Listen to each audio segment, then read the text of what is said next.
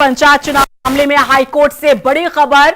राज्य निर्वाचन आयोग को हाईकोर्ट से राहत नहीं मिली है। ये बड़ी खबर आप तक पहुंचा रहे हैं। पंचायती राज एक्ट के मुताबिक चुनाव कराया जाए, कोर्ट ने साफ कर दिया है, आयोग से ये कहा है। और 11 जुलाई के आदेश के खिलाफ आयोग ने पिटीशन डाली थी और हाईकोर्ट के आदेश से एक बार फिर से खलबली मची है। हाईकोर्ट ने नहीं लगाई है चुनाव पर कोई रोक। नियमों के तहत चुनाव कराने की बात कोर्ट की तरफ से कही गई है। 2 जगहों पर वोटर लिस्ट में नाम पर पेच फंसा हुआ था, जिस पर आयोग ने कल पत्र लिखा सुनवाई के लिए। और आज देखिए पूरे मामले में सुनवाई हुई, लेकिन राज्य निर्वाचन आयोग को राहत नहीं मिली है कोर्ट से, क्योंकि कोर्ट ने एक बार फिर से साफ कर दिया है कि नियमों के तहत ही पंचायत चुनाव प्रदेश के भीतर करवाए जाएं।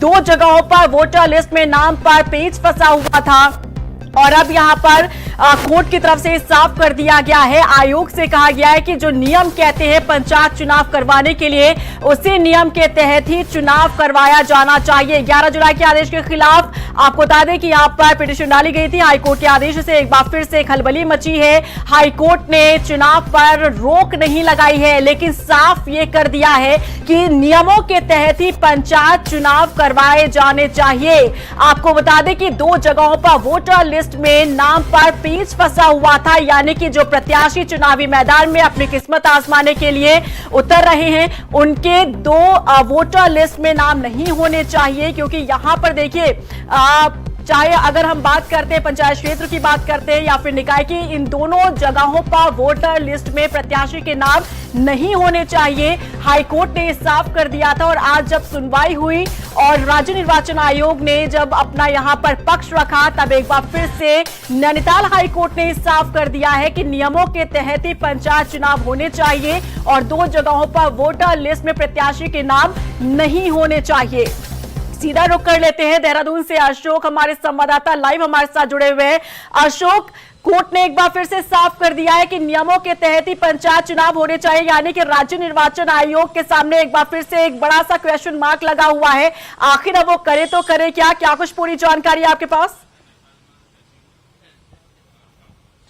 बिल्कुल, देखिए निश्चित तौर पर ये जरूर कहेंगे, क्योंकि 11 जुलाई को जब इस पूरे मामले को लेकर के सुनवाई हुई थी और जिसमें ये बात कही गई थी कि जो पंचायती राज विभाग का जो एक्ट है उसी के तहत चुनाव कराया जाए, क्योंकि जब इसको लेकर के पिटीशन फाइल की गई थी जिसमें कि ये कहा गया था एक व्यक्ति एक वोट को लेकर के, उस मामले पर हाई कोर्ट ने रोक लगा दी, जिसके बाद 13 तारीख को यानी कि कल राज्य निर्वाचन आयोग की ओर से अपना पक्ष रखने के लिए प्रार्थना पत्र दाखिल किया जाता है, जिस मामले पर आज सुनवाई होती है। और फिर से आयोग को हाई कोर्ट की ओर से एक बड़ा झटका जरूर लगता है, क्योंकि साफ तौर पर हाई कोर्ट ने यह बात कही है कि इस एक्ट के तहत जो नियम है इसके, उसी के तहत जो है वो चुनाव कराए जाएं। क्योंकि देखिए अगर अभी तक बात करें तो भारत का जो निर्वाचन आयोग है वो भी ये कहता है, वो ये एक्ट में उसमें ये साफ तौर पर ये नियम है कि एक व्यक्ति का जहां पर अगर एक ही जगह पर नाम है तो वह दूसरी जगह पर चुनाव नहीं लड़ सकता। अगर उसको चुनाव लड़ना होगा तो पहले वहां से अपना नाम कटवाना होगा।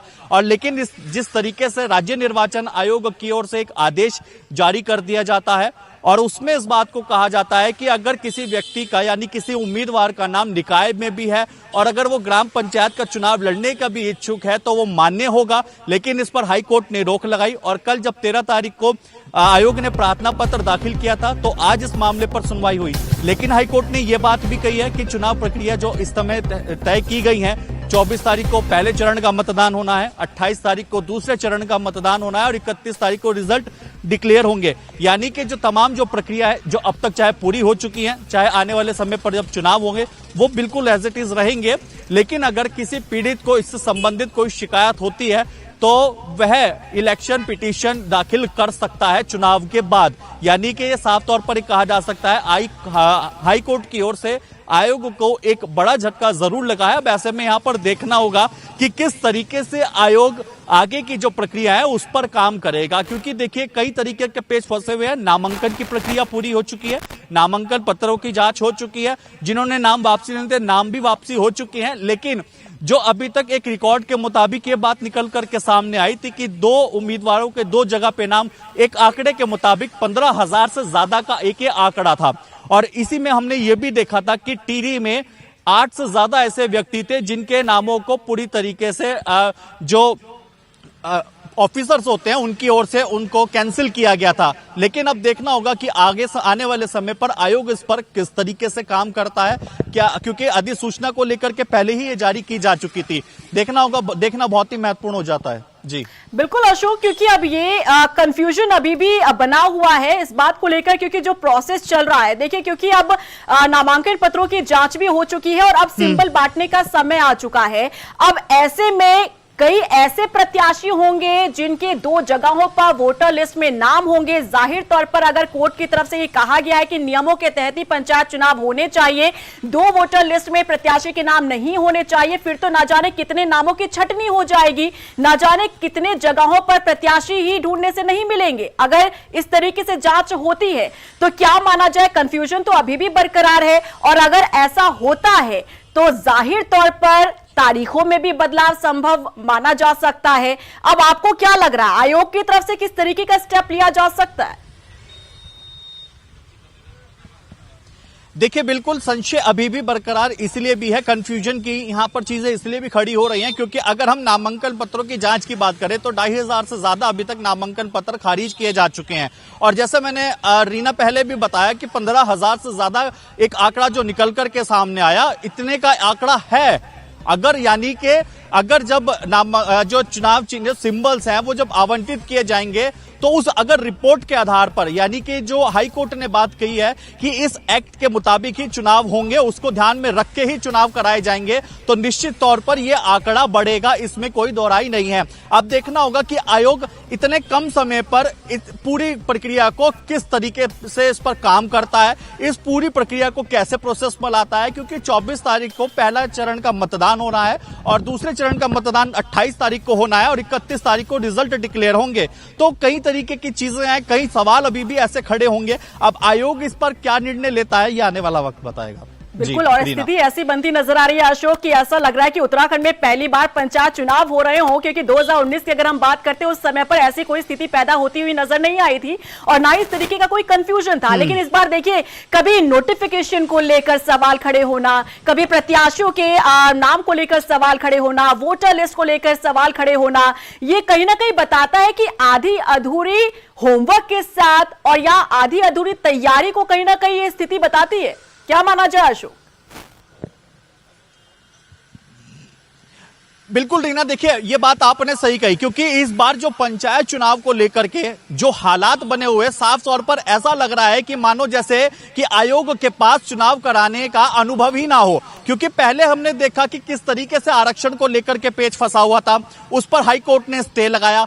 किसी तरीके से जब आयोग की ओर से अपना पक्ष रखा गया, सरकार ने अपना पक्ष रखा, तब हाई कोर्ट की ओर से इस पर ग्रीन सिग्नल मिलता है। चुनाव कराने को लेकर के हाई कोर्ट ये कहता है कि चुनाव कराए जा सकते हैं और तारीखों में बदलाव होता है। फिर से जब तारीखों के लेकर एक अधिसूचना जारी होती है और 24 तारीख को पहले चरण का मतदान होगा, लेकिन फिर से इस पर पेच फंस चुका है, क्योंकि राज्य निर्वाचन आयोग की ओर से एक ऐसा आदेश जारी कर दिया जाता है जो भारत निर्वाचन आयोग के भी नियमों के विरुद्ध है। क्योंकि भारत निर्वाचन आयोग का जो नियम है वो एक्ट ये बात भी कहता है, उसमें भी साफ तौर पर यह बात है कि अगर किसी उम्मीदवार का नाम अगर वो निकाय चुनाव में है और अगर वही व्यक्ति ग्राम पंचायत के लिए भी चुनाव लड़ने के इच्छुक है तो उसको पहले अपना नाम निकाय चुनाव से कटवाना होगा, तभी वो मान्य होगा ग्राम पंचायत चुनाव लड़ने के लिए। लेकिन राज्य निर्वाचन आयोग ने इससे हट करके अपना एक आदेश जारी कर दिया और उस आदेश में यह बात कह दी कि दोनों ही जगह पर जो है, अगर निकाय चुनाव में किसी उम्मीदवार का नाम है तो वह पंचायत का चुनाव भी लड़ सकते हैं। और लेकिन 11 जुलाई को जब इस पर हाई कोर्ट में सुनवाई हुई तो हाई कोर्ट ने इस पूरे मामले पर रोक लगाई और कल जाकर के आयोग की ओर से प्रार्थना पत्र दाखिल किया।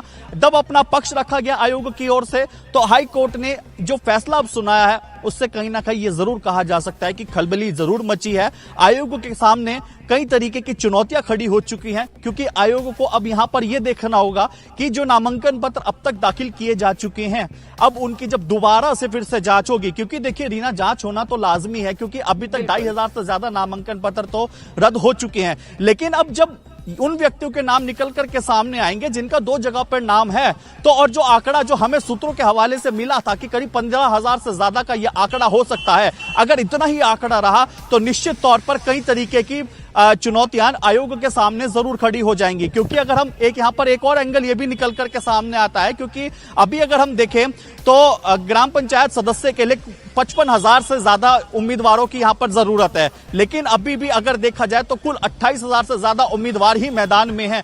54% अभी खाली पड़ा है और इसी के लिए ये बात यहां पर ये भी क्लियर होता है, ये पॉइंट ये भी क्लियर करता है कि 31 तारीख को जब रिजल्ट डिक्लेयर होंगे, ग्राम प्रधान भी चुन करके आ जाएंगे, लेकिन वो शपथ नहीं ले पाएंगे। वो इसीलिए क्योंकि ग्राम पंचायत का सदस्य का होना भी बहुत जरूरी होता है, जिसमें कि जो कि 7 जने होते हैं, तभी ग्राम प्रधान शपथ ले पाता है। ऐसे में कई चुनौतियां आयोग के सामने हैं। इन तमाम चुनौतियों को किस तरीके से पार पाता है आयोग, ये देखना बहुत महत्वपूर्ण हो